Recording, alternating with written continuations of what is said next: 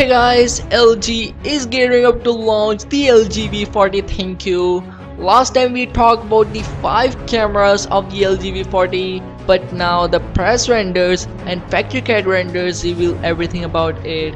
First off, as you can see on the front, it has the notch on top with the bottom chin as well.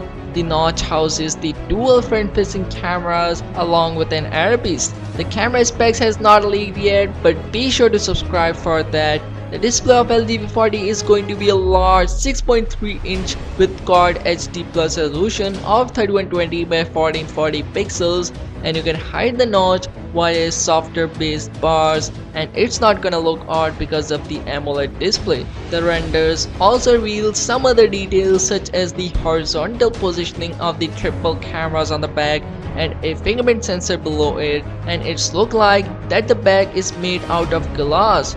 The Google Assistant button is also present too on the left side below the volume rockers. The 3.5mm headphone jack is also present here next to the USB Type-C port and the speaker grill on the bottom.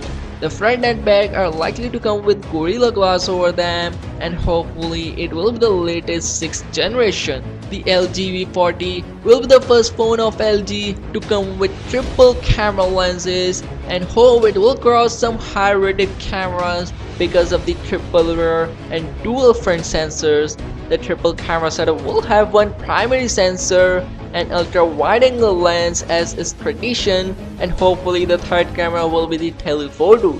The LG V40 is expected to be powered by the Snapdragon 845 processor, and LG is unveiling this phone sometime around November, so let's know how it will perform with Snapdragon 845 at the end of this year. And will LG surprise us all with 5 cameras of LG V40? Also let me know in the comments down below, and it would mean so much to me if you could like this video and subscribe to the channel. And yeah, I will catch you guys in the next one. See you soon.